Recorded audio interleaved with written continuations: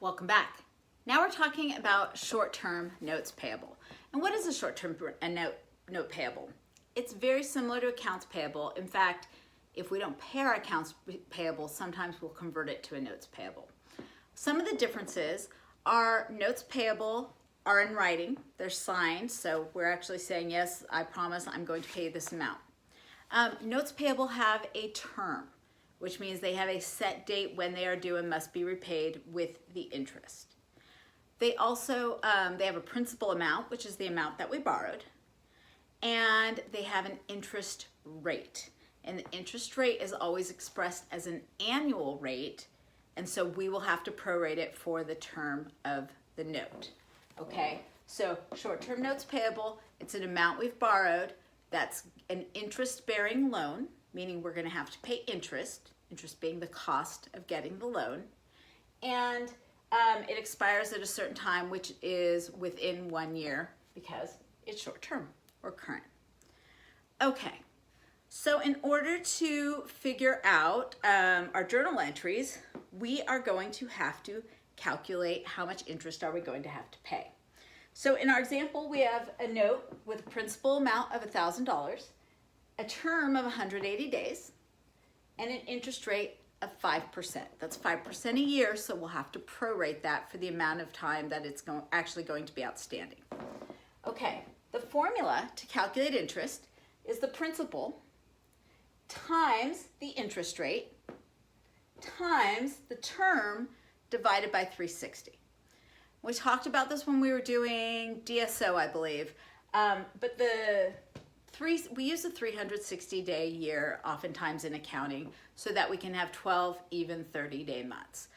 If you did 365 here, that wouldn't be wrong, but we're going to use 360.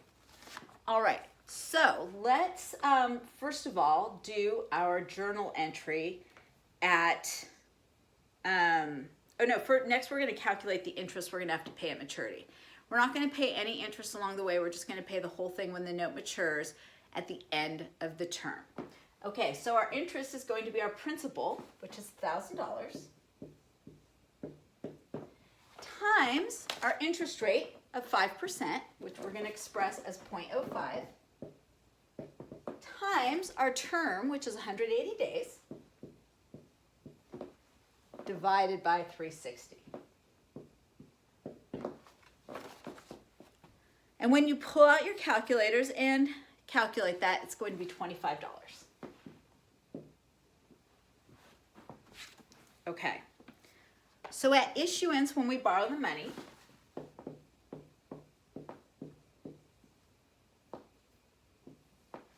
issuance is when we borrow the money, maturity is when we pay it back. At issuance, we're going to debit cash because we're getting cash. You might get something else. You may convert an accounts payable to a notes payable, in which case you would debit accounts payable. There's other things you might debit. For us, for this class, we're always going to issue a note in exchange for cash. It's going to make it easy, and the debit isn't as much as what I care about here, okay? So we're going to always debit cash when we issue a notes payable, and we're going to debit cash for the amount of the principal. That's what we're borrowing.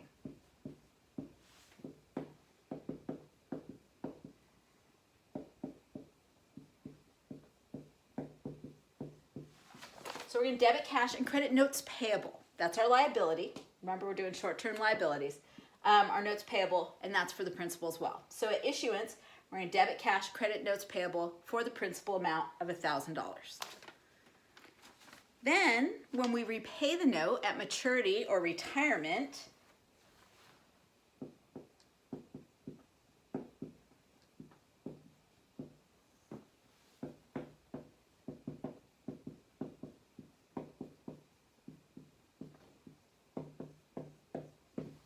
we're going to debit notes payable for the principal amount.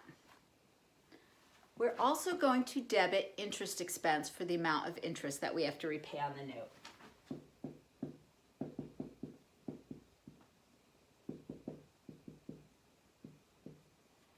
Remember, payable is a liability. Interest expense is an expense. It goes on our income statement.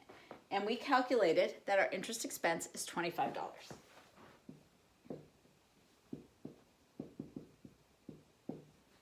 And of course, we can't retire a note without actually paying it off. And so when we pay it off, we credit cash because we're going to pay cash. We're going to pay both the principal amount of $1,000 plus the interest expense of $25. And so our credit to cash is going to be $1,025. All right, there's some extra examples for you to practice on. I think the handout for the, you know what, I'm gonna give you all the same handout. But if you don't have the extra ones to practice on, the Tuesday, Thursday class may not. It means it's in your homework instead. But if you have it here, practice here. So I'm gonna let you guys go practice that. When you're done practicing calculating notes payable and doing your journal entries, then come back and we're going to talk about adjusting journal entries for the interest. I will have a key or something up on Canvas so that you can check your work on the notes that you're practicing on. All right, I'll see you back in a few.